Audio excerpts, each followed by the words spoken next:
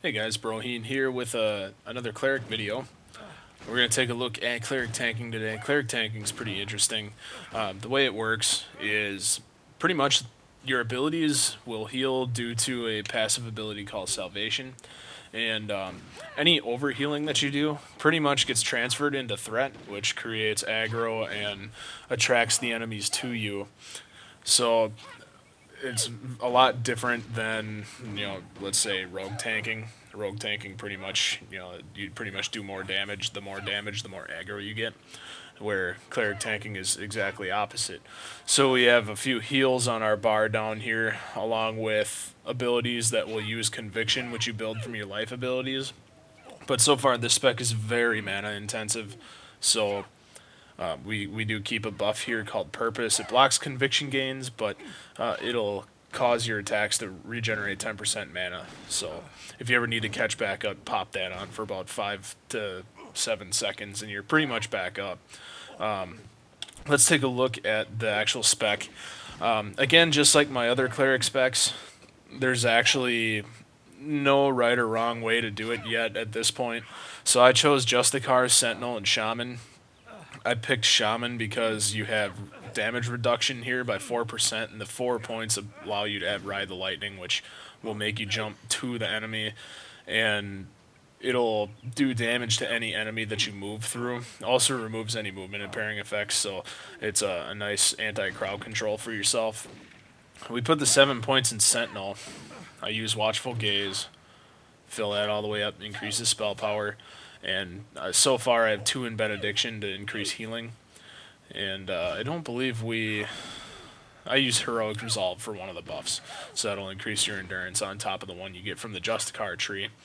So far there's 5 points in Stronghold, 2 points in Moment of Truth, 4 points in Reparation, 3 points in Life's Devotion, 1 in Doctrine of Bliss, 1 in Light Makes Right, 2 in Confidence, 2 in Stalwart Citadel, 1 in Precept of Refuge, 5 in Shield of Faith, 1 in Mine of Leadership, 2 in Healer's Creed, and we jump up a level here, put 2 so far in Just Cause, 1 in Interdict, and I have 1 in Absolution, which is your battle res. So, again, not really a rotation for this spec, so it's kind of more or less just attack stuff and do as much damage as you can. So we use Righteous Mandate for one of the buffs. Must have, which is, if you're selecting, like, usually a healer, I'll put this on.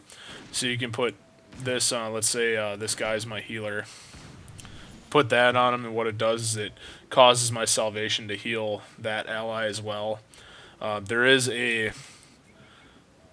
part of reparation in the soul tree will give your salvation heals up to 4 additional party or raid members, so it almost kind of defeats the purpose, but it's still a buff. I still put it on just because I can. So, and then we use Vengeance of the Winter Storm from the Shaman tree to increase outgoing damage, which will generate more salvation ticks. Mine of Leadership is a must. It increases endurance armor resistances by 35%, increases your threat generation by a ton. And the only downfall is, well, not really a downfall, but it reduces damage done by anything else other than Justicar. So, again, not a big deal. We don't use many things except really ride the lightning from a different soul tree. Heroic Resolve will give you another 30 endurance, and then, as I said before, we use Purpose to restore mana in case you run out, but it will block your conviction gain, so I suggest you use that when you have full conviction, and you're not going to cast a Hammer of Duty, because Hammer of Duty will consume all the convictions and deal damage for each conviction. So on the bar here, I do have 1 macro, but even Justice is your key ability. So when you're running in, usually what I'll do is I'll hit Ride the Lightning, You'll jump to them, start hitting them with Even Justice right away. It's a cone shape in front of you AoE, and you'll start ticking Salvation off yourself and overhealing, and create tons and tons of aggro. We'd have an interrupt on the bar, your Hammer of Duty. My max is 6 convictions, so if you hit one with Hammer of Duty, it uses them all. And I know it only says 66, but this boss is a level 50 practice dummy, I believe. So, Doctrine of Bliss is a self-heal. In case you get into a bind, you can spam this. Well, I can spam this up to 6 times in a row and just mass heal, all instant cast. Or if your party is getting hurt more than your salvation and your healer can heal, you can hit them with Doctrine of Loyalty and increase their health by 97 to 107 in this case. I do keep a Aggro Macro on here, and I do keep a stun on the bar. Eventually I'll probably get rid of the stun, or I'll put the stun in with the interrupt, but right now I just have them separate. And then obviously I keep Battle Res here. And this is technically a cooldown ability. Increase maximum health, increase healing done, or healing received, I'm sorry, for 10 seconds. So if you get into a bind almost dead, spam that, and then spam your Doctrine of Bliss on yourself, and you should heal right back up. And then break free, of course. So we're going to queue up now for, oops, that's Warfront. We're going to queue up for a dungeon, and we're only going to tank. And I'll give you guys a little bit of gameplay here. Usually tanks always get insta-Qs, so... Oh hell, I should go through the macro, I almost forgot. Tank spam macro, show Bolt of Radiance, suppress macro failures, cast Bolt of Radiance, cast Precept of Refuge, cast Strike of Judgment. And I use the Aggro Macro, which is show Righteous Imperative, suppress macro failures, cast Righteous Imperative, cast Provoke. Now Righteous Imperative is the one that's an AoE taunt, and Provoke is the one that's a single target taunt. So that worked out pretty good.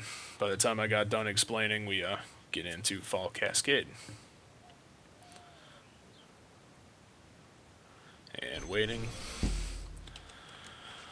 Alright, so on the healer, like I said before, Righteous Mandate. And then buff yourself up. And this one we gotta run forward a little bit here. So I'll go through the first couple sections of enemies here so you guys can kind of see how the tanking is done as soon as my group gets their ass up here. We always got that one guy. Whatever he is doing, he shouldn't be doing it. That's alright, I got a healer here, we'll take it. And a Pat, we'll take him too. Alright, so like I said, Even Justice right off the bat.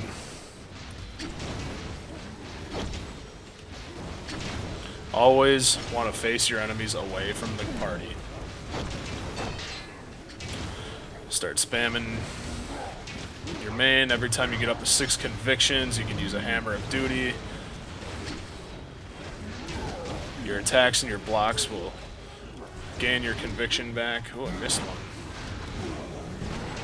But really, to do the most, you want to keep casting Even Justice.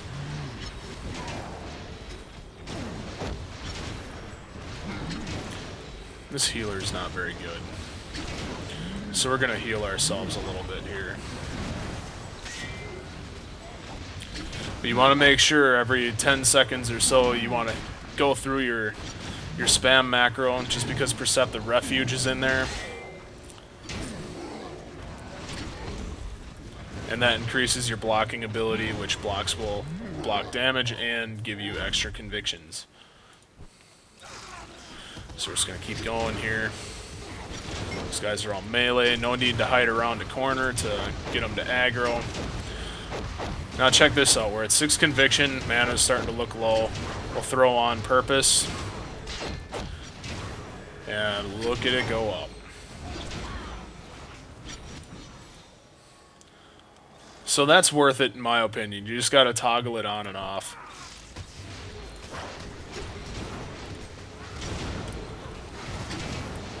And that's how you do it, pretty much.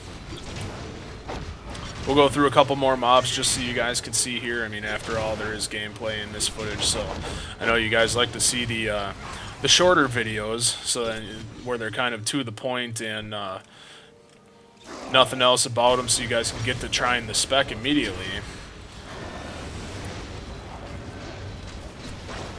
But a little bit of gameplay never hurt anybody. I pretty much got through the spec right away, so whether you watch the gameplay part or not, that's up to you. But tanking is pretty fun in my opinion. So far, probably because I'm not sick of it yet. I know I did a lot of chloro healing on the mage. That got old after about 2 weeks.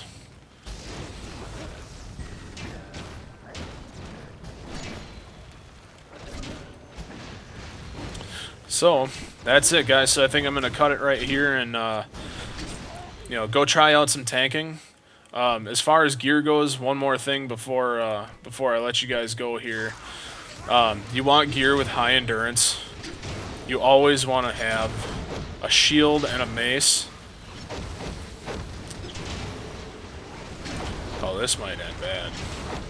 There is a lot of stuff here. This is a big mob. But you always want to have a shield and mace. Gives you extra defense with the shield, like a lot of extra defense and a lot of extra block.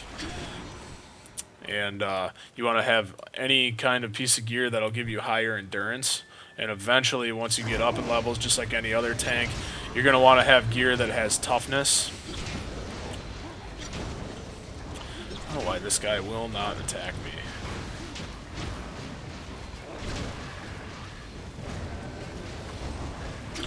I just taunted him. He's still not. Okay, now he is. Some glitches. So that's it, guys. I think I pretty much covered everything. If you have any questions, you know, feel free to leave a comment and ask. I'm not really going to go through too much on the macros. I can still post them into the description portion of this for you, but again, these are just beginning macros. They're nothing permanent. I'm absolutely sure that once we get up in levels here, again, I'm only level 33, so once the level rises, there will be, I almost guarantee, there will be some kind of macro change up for you. So if that happens, I will let you know ASAP. But for now and until then, this will be the only cleric tanking video I do. And you guys have a wonderful night. Thanks.